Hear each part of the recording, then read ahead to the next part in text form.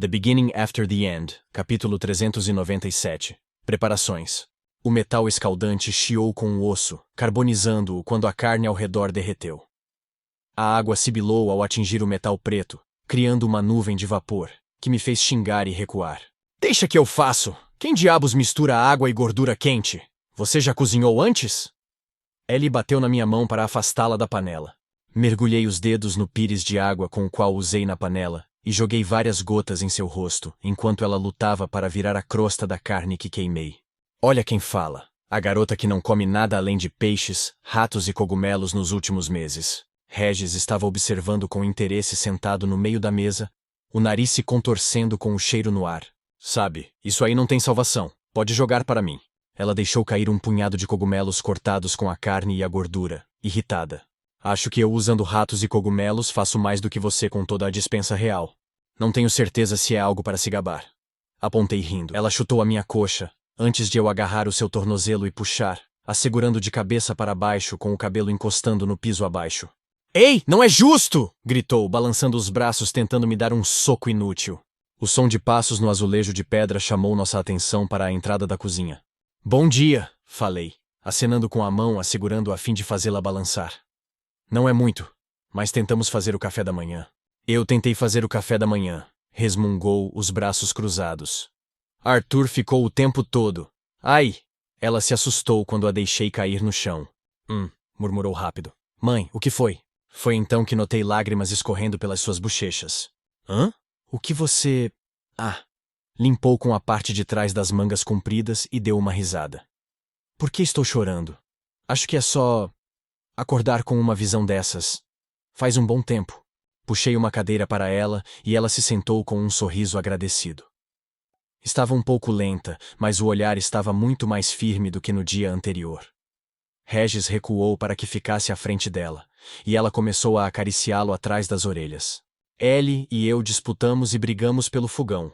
Porém, no final deixei ela sair vitoriosa, e pegamos alguns pratos de madeira e talheres para colocar à mesa. Ela pôs carnes meio queimadas, ovos, cogumelos, verduras ao vapor, feijão vermelho e um pedaço de algum tipo de enguia capturada de um lago subterrâneo próximo que ela insistiu que era deliciosa. E juntos, enchemos 3 pratos.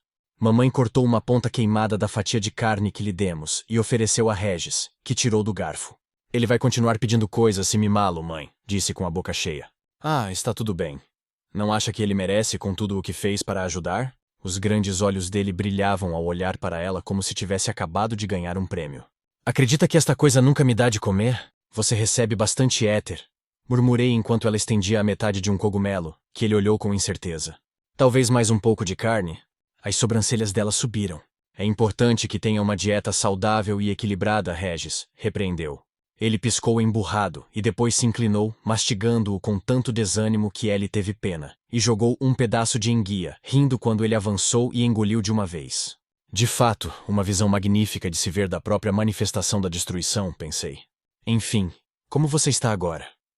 Espetei uma parte da enguia e perguntei, mantendo o tom claro e a observando com cuidado. Bem melhor, afirmou. Seus olhos vermelhos e cansados apertaram em apreço. Obrigada, Arthur. Mas não precisa se preocupar comigo. Já tem muita coisa na mente. Ellie zombou e abriu a boca. Entretanto, fez uma pausa quando a mãe a encarou. Ela tirou um momento para terminar de mastigar e engolir antes de continuar. Ele fez a gente pensar que morreu por meses, não foi? Deixe ele se preocupar. O seu sorriso suave vacilou, e estendi a mão sobre a mesa para apertar a dela.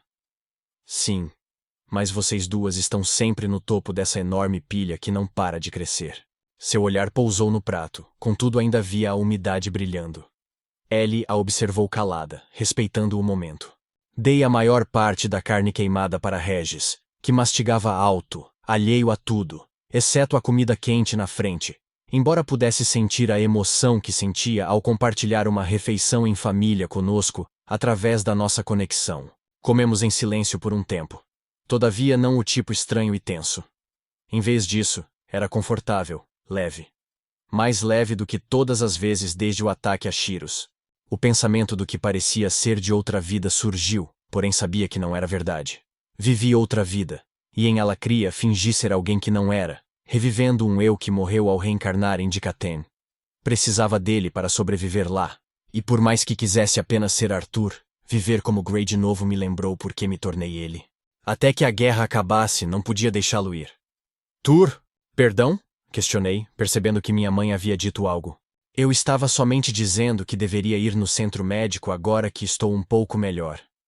Ela parecia um pouco envergonhada enquanto empurrava o prato meio cheio em direção a Regis. Tem só alguns emissores em toda a cidade, e confiaram em mim para estar lá. Além disso, tenho certeza de que você tem o seu próprio negócio para cuidar. Antes que pudesse responder, Ellie soltou um suspiro. Oh! Eu esqueci que disse a Saria Triscan que ajudaria a realocar os elfos refugiados hoje. A maioria estava temporariamente alojada nos níveis inferiores, que foram bastante danificados no ataque. Vamos começar a transportá-los para lugares permanentes. Ao mesmo tempo, de repente um barulho e a presença repentina de uma grande bola de pelos empurrando a mesa para o lado, quase derrubando Regis. "Buh!" disse Ellie, exasperada. "Não estou em perigo! E o que falei sobre não entrar nos cômodos?" O urso guardião resmungou e os olhos dela se estreitaram. "Não me culpe, você que é super protetor." Ele soltou um grunhido que sacudiu os pratos, que foram pressionados ao seu lado. Mamãe havia se espremido ao seu redor, que ocupava uma grande porcentagem da cozinha. Contudo, parou para se apoiar no arco da porta e olhar para todos nós, sorrindo. "Vejo vocês dois no jantar à noite, ok? Eu vou cozinhar." Seu sorriso vacilou um pouco e assumiu uma expressão de desculpas. Algo gostoso desta vez. "Parece incrível", falei, a retribuindo com o sorriso mais caloroso que pude. Ela devolveu, acenou e depois desapareceu atrás de Boo. Ouvi a porta da suíte se abrir e fechar, e depois me virei para Ellie, que arranhava o meio da testa da grande besta de mana. "Acha que ela está bem?"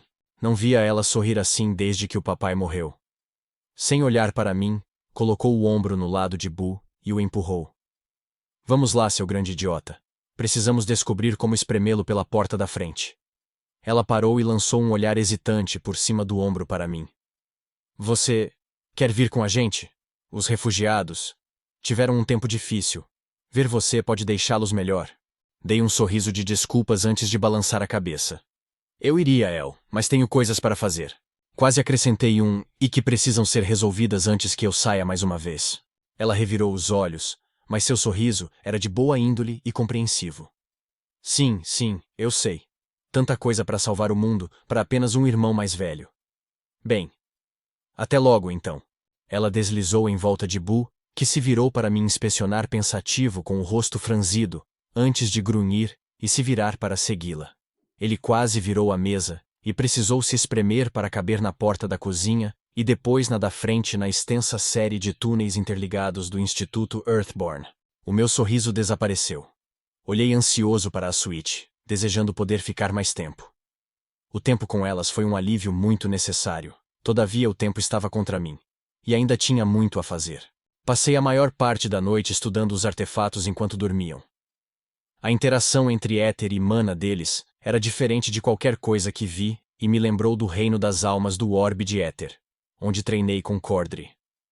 Não continham um espaço extradimensional, e não eram simples recipientes para muita mana. Era quase como se Kezes tivesse contido um potencial, e ao usá-los, esse potencial era usado em um ser vivo. Era um conceito difícil de entender. Entretanto, eu estava apenas nos estágios iniciais de compreensão. Tinha que vê-los em uso, mas sem ativar qualquer poder que Rhynia viu destruindo o continente. "Então", disse Regis, interrompendo meus pensamentos. Pude sentir o contentamento dele com a barriga cheia. "Uma rapidinha nas Relic Tombs, e depois voltamos a ser a incrível DDD?" Eu gaguejei, esfregando a mão no rosto antes de virar para ele com uma careta. "É o quê?" "Dupla dinâmica de Dikaten. Sabe, eu e você e eu. É a tal da DDD." Decidindo que era melhor não o envolver nessa frente, falei. "Ainda não temos tempo para elas.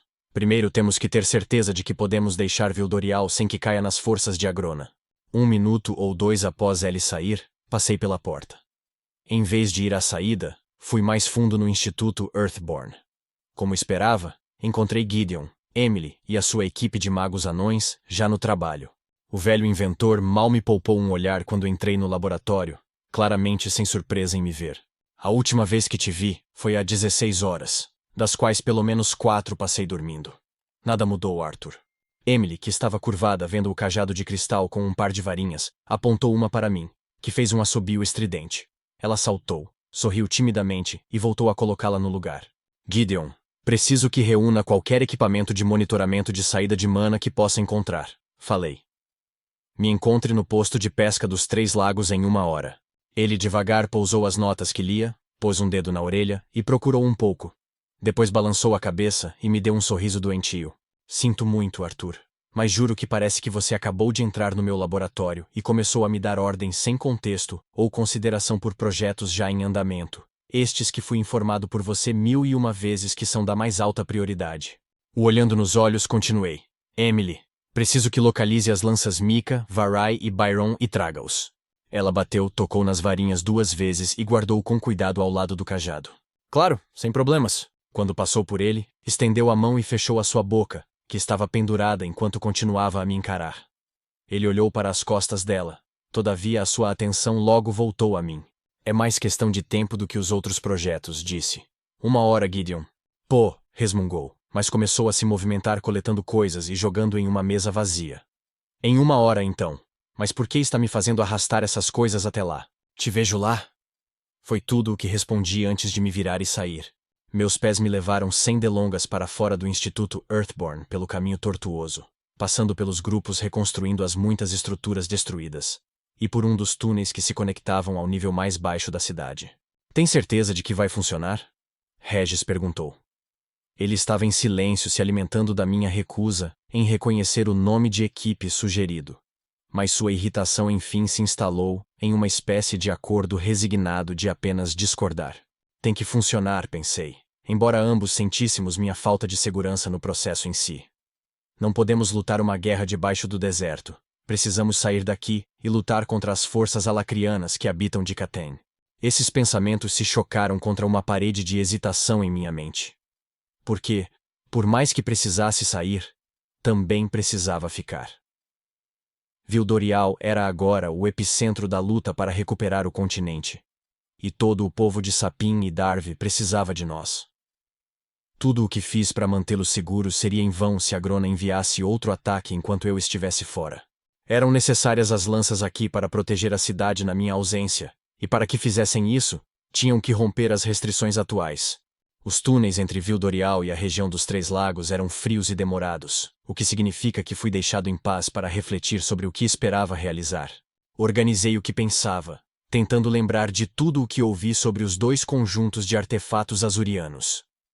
Aqueles dados aos reis, e esses novos, que pelo visto, poderiam fazer um mago forte o suficiente para lutar contra até foices. Ellie me contou tudo o que conseguia sobre as conversas entre Virion, Windsom e Rhenia. E claro, o próprio elfo explicou dos artefatos quando me tornou uma lança. Mas ainda havia muito que não entendia sobre a criação deles. Minha mente foi ocupada até que o ar ficasse úmido e o cheiro dos lagos subterrâneos enchesse os túneis. Salmoura, algas e o odor inebriante de cogumelos gigantes combinavam para criar um perfume de outro mundo, como se estivesse saindo do continente a um lugar mais antigo e selvagem. O som distante de água caindo fazia o chão tremer um pouco. O túnel estava coberto por uma parede de granito áspera, mas o portão estava aberto. Dentro, vários edifícios se amontoaram em torno da borda do primeiro dos 3 lagos que deram a este lugar seu nome. Um pier de pedra corria ao longo da beirada, e alguns barcos quadrados plano flutuavam ali. O posto avançado estava vazio hoje, como esperava. A maioria da população da cidade está sendo mantida no meio em caso de outro ataque. A caverna era enorme, ainda maior do que o santuário. Embora não fosse tão alta quanto a cidade em si, se estendia sem parar. O primeiro lago enorme se derramando em 1 segundo, em uma série de amplas cachoeiras, que por sua vez levavam água ao terceiro, a quase 1,5 km de distância. Enquanto caminhava entre as construções vazias, observei tudo. Por mais que o cheiro fosse algo que levaria algum tempo para se acostumar, havia um tipo de beleza inspiradora no lugar. Regis saltou livre do meu corpo e caminhou comigo. Sabe, me lembra um pouco as Relictombs. Talvez os Djinns tenham se inspirado em lugares que nem este, pensei distraído. Ou os criou. Uma floresta de cogumelos gigantes era presente sobre o chão musgoso na borda, e em frente a ela, a parede tinha estriações laranjas e brancas. A água era drenada dos depósitos de sal de maneira constante, derramando no lago e emitindo o cheiro de salmoura que percebi antes. Nas profundezas da água escura, criaturas bioluminescentes podiam ser vistas, que nem estrelas cruzando o céu noturno. Foi, ao menos por um curto período de tempo, uma distração agradável. Não demorou muito para que os passos alertassem da chegada dos outros e a fantasia fosse quebrada. As lanças chegaram primeiro, andando confiantes. Mika as liderou. Seu olho restante se fixou em mim, no momento em que cruzou o limiar da caverna. O olhar tão duro quanto a pedra negra que habitava a cavidade cicatrizada do olho que Tassia havia arruinado. Por mais que estivesse à vontade nos túneis de sua casa, faltava algo. Algo mais que ela perdeu além de um olho na morte de Aya. Varai vinha logo atrás, tão estoica e ilegível como sempre. Seus cabelos brancos curtos pareciam brilhar na luz difusa, lhe dando um ar místico. Seu braço conjurado de gelo não se movia. Porém, a mão de carne e osso carregava certo nervosismo ao se mexer agressivamente, sobrepondo a sua presença indomável. Por fim, Byron entrou uns metros atrás. Seu olhar seguiu os calcanhares das companheiras, vendo nada fora o terreno irregular. Me perguntei o que pensava. Que cena invisível o fez franzir a testa tão forte? Fiquei no cais, Regis sentado ao meu lado, e esperei que viessem até nós. Varai falou primeiro. Espero não tenha nos trazido até aqui somente para nos levar para pescar. Falou, se concentrando em um dos barcos flutuando depois das minhas costas. Dei uma risada silenciosa, arrancando olhares incertos das outras lanças. Eu realmente aprendi a aprimorar meus reflexos e ajustar a percepção pegando peixes com as mãos quando era só um menino em... Me interrompi e deixei o pensamento fugir. De qualquer forma, não. Acho que vocês já passaram desse ponto no treino. Estamos aqui para você nos treinar, então? Mika perguntou, levantando uma sobrancelha e cruzando os braços. A Watsken não deu tantos detalhes quando nos chamou. Não estou convocando ninguém, corrigi. É um convite. Creio que todos sabem o que está acontecendo e o que está em jogo. Quando a Grona enviou as assombrações atrás de mim, deve ter pensado que eram mais do que suficientes para me capturar ou matar, e que 2 foices e um retentor seriam capazes de recuperar o controle de Vildorial e limpar o resto da resistência. E teria sido, acrescentou Mika, franzindo a testa. Apesar de termos dado tudo o que tínhamos, só pudemos segurá-los por um tempo. Sem a nova arma de Byron, não duraríamos tanto quanto duramos. Acha que ele vai atacar de novo? Varai perguntou, os dedos batendo contra a coxa, tipo um tique. Ele vai. Comecei a andar de um lado para o outro na frente das 3 lanças, os olhares me seguindo com cautela. A derrota das assombrações e o ataque subsequente em solo alacriano podem lhe dar uma pausa, mas não por muito tempo. Parei de andar de repente, contendo a agitação. Sim. Eu impedi qualquer uma delas de retornar a ele com informações, o que também deu a ele uma melhor compreensão do meu poder. Tirei um momento para reunir meus pensamentos e continuei. A verdade é que vocês 3 não são fortes o suficiente para proteger esta cidade sem mim. Varai ficou dura que nem uma estátua de gelo. Seu rosto não entregava as emoções. No entanto, os outros eram menos capazes de mascarar a surpresa e frustração. Mika rangeu os dentes e sem querer aumentou a sua gravidade, rachando as pedras escorregadias do pier abaixo dela. Byron bateu a ponta da lança no chão e ficou de pé, olhando para mim em desafio, e me lembrando de seu antigo eu. Podemos, Arthur. E presumo que saiba disso. Caso contrário, não teria nos trazido aqui. Espero que esteja certo, Byron, disse suavizando o tom. Porque não sei o que fazer se estiver errado. Como recuperaremos nossa terra, derrotaremos a Grona e evitaremos mais ataques de Kezes Indrath. Então não vamos perder mais tempo, respondeu orgulhoso. Vou lutar até que meu núcleo se rompa e meus músculos cedam se isso oferecer uma chance de superar as barreiras colocadas sobre nós. Apenas nos diga o que quer que façamos, Arthur. Não muito tempo atrás, teria me maravilhado com a ideia de que o nobre Baron Wykes ficou tão disposto e aberto a me seguir. A guerra o transformou em um verdadeiro líder, de forma que nenhum de nós esperaria, ainda mais depois de sua quase morte nas mãos de Cadel. Obrigado, Byron, mas não será esse tipo de treinamento. Antes que pudessem fazer perguntas, todos ouvimos a abordagem resmungona de Gideon, quando entrou pelo portão com Emily cambaleando ao seu lado sob uma pilha de equipamentos. Ele enrugou o nariz, talvez devido ao cheiro, e irradiou pura irritação. Por que caralhos você acha que precisamos estar neste abismo? Nunca vou saber. Agora que estamos todos aqui, vamos começar. Gesticulei para que me seguissem. Nós circulamos ao redor da borda do lago até que estivéssemos sob os largos chapéus roxos, verdes e azuis dos cogumelos gigantes. Varai e eu, e em menor grau, Regis, que insistia em arrastar uma única sacola de couro, ajudamos Emily a carregar o equipamento. Depois o colocamos em uma série de pedras planas após ela fazer um escândalo porque queria limpar a sujeira e o musgo. Levei as 3 lanças para se sentarem no musgo espesso ao lado da água parada do lago. Enquanto Gideon e Emily preparavam o equipamento, me dirigi às lanças. Se esperamos quebrar as barreiras colocadas em vocês, devemos entendê-las melhor. Os juramentos de sangue que fizeram não limitam a capacidade de ficar mais forte. Isso é algo que Kezes Indrat fez ao originalmente dar a Dikaten os primeiros artefatos, e posso dizer com exatidão o porquê, visto que presenciei Agrona fazer a mesma coisa com seu povo. Eles viram do que os menores são capazes, sabem que podemos ir muito além deles, dada a chance. Contei a eles sobre os Djinns, como eles obtiveram insights sobre éter e mana além dos dragões, e como Kezes os destruiu quando não pôde forçá-los a ajudá-lo. A Anã xingou, e Byron franziu a testa ajoelhado, pensativo. Os olhos de Varai colaram em mim, enquanto prestava atenção em cada palavra que eu dizia. Os Azuras esperam, exigem controle acima de tudo. Os Vritras criam pessoas que nem bestas de mana, e os Indrat brincam de Deus de longe, cutucando e mexendo em nossa sociedade na forma que desejam, e derrubam todos os brinquedos se ficarem chateados. Ao darem a Dikaten os artefatos, Kezes garantiu que certas linhagens seriam mantidas seguras e politicamente poderosas enquanto declinavam no quesito de força mágica, o verdadeiro poder deste mundo. Ele fez isso dando vocês a essas linhagens. Poderosos protetores ligados por um juramento de sangue que os impedia de traí-los. E ainda assim, para impedir que qualquer pessoa ou nação crescesse magicamente, impediu que vocês se tornassem poderosos o suficiente para serem uma ameaça aos clãs Azura. Já Agrona tinha uma corda mais bamba para andar.